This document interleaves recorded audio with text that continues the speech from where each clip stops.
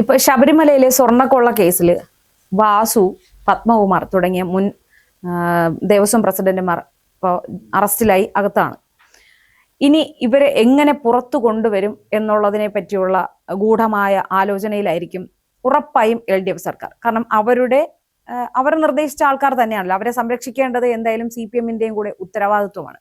അപ്പോൾ ഇതിനെ വിശദമായി ഒന്ന് പരിശോധിക്കുമ്പോൾ ഈ ശബരിമലയിലെ ഈ കട്ടളപ്പടിയിൽ സ്വർണം പൂശിയതുമായി ബന്ധപ്പെട്ട് കൃത്യമായ സ്വർണത്തിന്റെ അളവുകളോ രേഖകളോ ഇവർ രേഖാമൂലം എഴുതി സൂക്ഷിച്ചിട്ടില്ല എന്നാണ് അറിയാൻ കഴിയുന്നത്.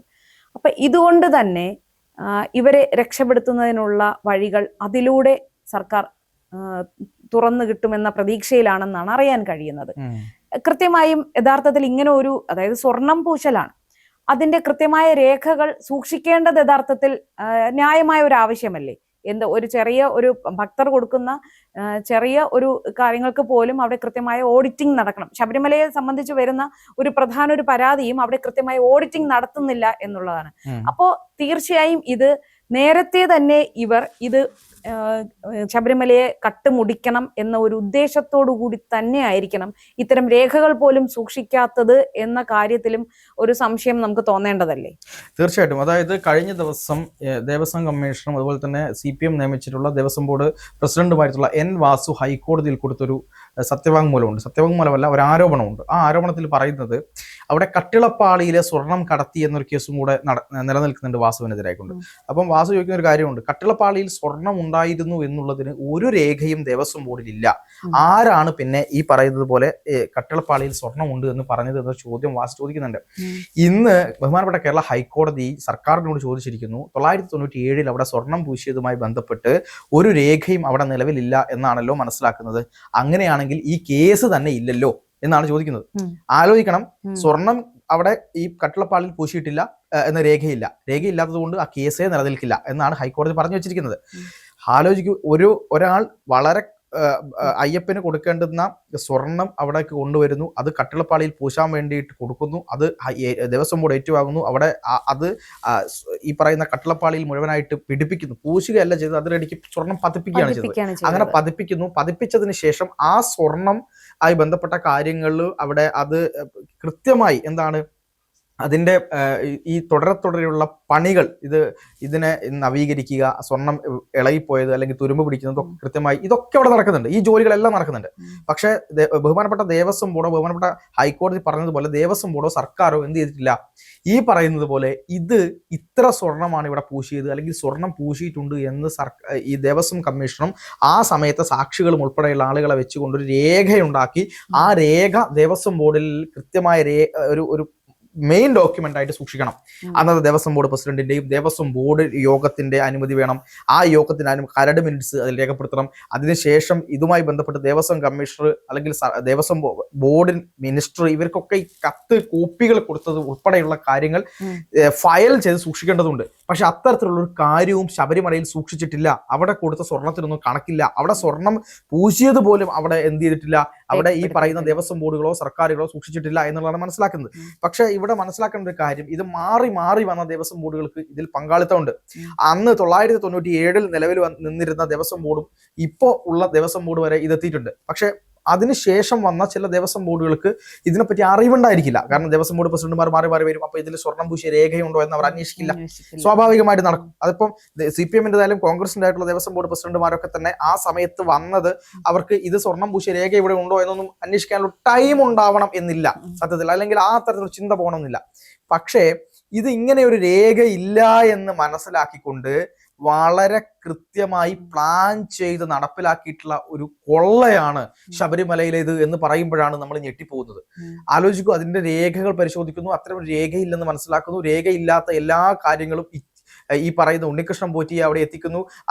അതിന് വേണ്ടിയിട്ട് സകലമാന തട്ടിപ്പുകളിലും പെട്ട മുരാരി ബാബു എന്ന് പറയുന്ന കാട്ടുകള്ളനായിട്ടുള്ള CPM-ന്റെ ഈ CPM എന്ത് പറഞ്ഞാൽ CPM കുനിയാൻ പറഞ്ഞാൽ കിടക്കുന്ന ആളാണ് ഈ പറയുന്ന മുരാരി ബാബു. ഏറ്റുമാനൂർ ക്ഷേത്രത്തിലെ ഏറെ പൊന്നാനയെ വരെ അടിച്ചു മാറ്റാൻ ശ്രമിച്ച, ആനയുടെ പേരിൽ തട്ടിപ്പ് നടത്തിയ, തേക്ക് വാങ്ങിയിട്ട് ഏറ്റുമാനൂർ അപ്പന് കട്ടിള ഉണ്ടാക്കാൻ തേക്ക് വാങ്ങി സ്വന്തം വീട്ടിൽ കയറ്റിയ ആളാണ് ഈ മുരാരി ബാബു. അയാൾക്കെതിരെ അന്ന് ദേവസ്വം ബോർഡ് വിജിലൻസ് തെറ്റ് കണ്ടുപിടിച്ചപ്പോൾ ആ ദേവസ്വം ബോർഡ് വിജിലൻസിന്റെ സാധാരണ നമ്മൾ ഒരാൾക്ക് ഇതിന്റെ ഒരു തെറ്റ് ഒരു കള്ളം കണ്ടുപിടിച്ചാൽ അത് ഒരു തെറ്റാണ്. അയാൾ പിന്നെ എന്താണ് ഈ പറയുന്ന ജോലിക്ക് അർഹനല്ല എന്ന് മനസ്സിലാക്കിക്കൊണ്ട് അയാളെ തരം താഴ്ത്തുകയോ കേസ് കൊടുക്കുകയോ ചെയ്യും. പക്ഷെ അന്നത്തെ ദേവസ്വം ബോർഡ് എന്ത് ചെയ്തു?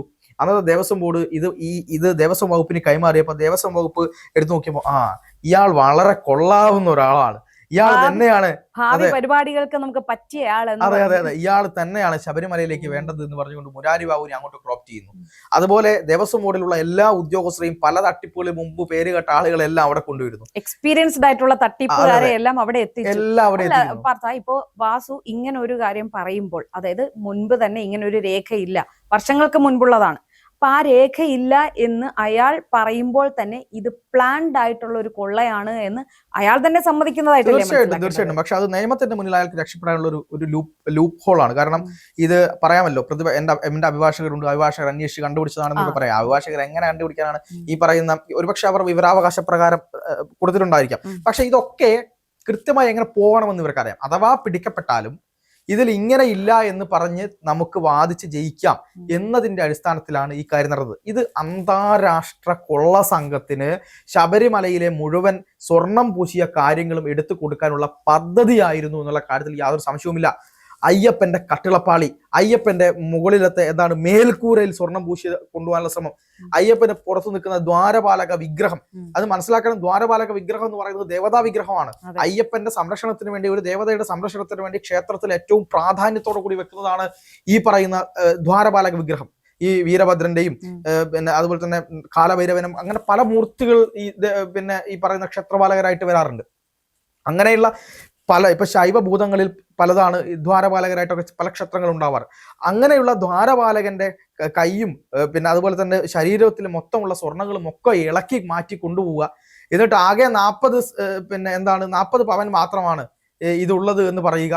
ഇത് 40 പവനോ ഒരു 50 പവന്റെയോ കാര്യമല്ല, അതിലേറെ തട്ടിപ്പ് നടന്നിട്ടുണ്ട്. അന്ന് മുതൽ ഇന്ന് വരെ ഈ ദ്വാരപാലക ശില്പത്തിന്റെ അറ്റകുറ്റപ്പണികൾക്ക് വേണ്ടിയിട്ട് കൊണ്ടുപോകുന്നു. അങ്ങനെ അറ്റകുറ്റപ്പണികൾക്ക് വേണ്ടി കൊണ്ടുപോകുന്ന സാഹചര്യത്തിൽ തന്നെയാണ് ഇവർ എല്ലാ തരത്തിലും ആ അറ്റകുറ്റപ്പണികൾക്കിടയിലൂടെ ശബരിമലയിലെ സ്വർണ്ണങ്ങൾ ഓരോന്നോരോന്നായി അടിച്ചു മാറ്റുകയും അവിടെ പാരമ്പര്യമായി സൂക്ഷിച്ചു വെച്ച സ്വർണ്ണങ്ങൾ പോലും അവർ ഈ തരത്തിൽ അടിച്ചു മാറ്റി. എന്നിട്ട് ആ ചെമ്പുണ്ടല്ലോ, വളരെ ക്വാളിറ്റിയുള്ള ചെമ്പ് മാറ്റിയിട്ട് ഇവർ പുതിയ ചെമ്പ് പാകി അതിന്റെ മുകളിൽ. അത് നമ്മൾ മനസ്സിലാക്കണം. അപ്പൊ അത്തരത്തിൽ എല്ലാവിധ വൃത്തികേടുകളും ചെയ്ത് ശബരിമലയിലെ അയ്യപ്പനെ തന്നെ ഇനി അടുത്ത പണി എന്തായിരിക്കും? ശബരിമലയിലെ അയ്യപ്പ വിഗ്രഹത്തിന്റെ മുകളിലുള്ള അറ്റകുറ്റപ്പണികളുണ്ട് എന്ന് പറഞ്ഞ് ഏതെങ്കിലും വിദഗ്ധമായ ടീമിനെ കൊണ്ടുവന്ന് അതിന്റെ മുകളിൽ നിന്ന് സ്വർണ്ണം ഉരുക്കിയെടുത്ത് വിൽക്കാനായിരിക്കും ഇവരുടെ പരിപാടികൾ, ഇവരുടെ പദ്ധതികൾ. അറ്റകുറ്റപ്പണിക്ക് ഇത് പുറത്തു കൊണ്ടുപോകേണ്ടിയില്ല എന്നൊരു നിയമമില്ലേ? യഥാർത്ഥത്തിൽ ശബരിമലയിൽ ഒരു സംഭവം പുറത്തു കൊണ്ടുപോകാൻ പാടില്ല. അത് ധിക്കരിച്ചുകൊണ്ടാണ് ഇക്കാര്യം ചെയ്തിരിക്കുന്നത്. അവിടുത്തെ ദ്വാരപാലക ശില്പമായാലും അവിടുത്തെ വിഗ്രഹമായാലും അവിടുത്തെ എന്ത് കാര്യങ്ങളും അവിടെ വന്ന് പണിയെടുക്കുക. ഇപ്പൊ നമ്മളൊരു സാധാരണ ക്ഷേത്രത്തിൽ പോലും വിഗ്രഹപ്പണികൾ പോലും എവങ്ങാണ് നടക്കുന്നത്. അവിടെ വന്നിട്ട് ശില്പി അവിടെ നിന്ന് ജോലി ചെയ്യുക. അല്ലാതെ ഈ വിഗ്രഹവും എടുത്തു എവിടെയെങ്കിലും കൊണ്ടുപോകും നമ്മൾ കണ്ടിട്ടുണ്ടോ? ഇത് ഈ പറഞ്ഞ ഈ ദേവസ്വം ബോർഡ് എന്ന് പറയുന്നത് പോലും ജനങ്ങളുടെ കണ്ണിൽ എന്താണ് ഈ പറയുന്ന ക്ഷേത്രങ്ങളെ വിറ്റ് തിന്നാൻ, ഹിന്ദുക്കളുടെ ദേവതാ സങ്കല്പങ്ങളെ അത്രയേറെ ഭക്തിയോടെ അവർ നോക്കുന്ന ദേവതാ സങ്കല്പങ്ങളെ വിറ്റ് തിന്നാനുള്ള ഒരു ശ്രമമായിരുന്നു എന്നതിലപ്പുറത്തേക്ക് എന്താണ് ഇതിൽ ഉണ്ടായിരുന്നത് എന്നുള്ളത് നമ്മൾ ചിന്തിക്കേണ്ട പല കാര്യങ്ങളാണ്.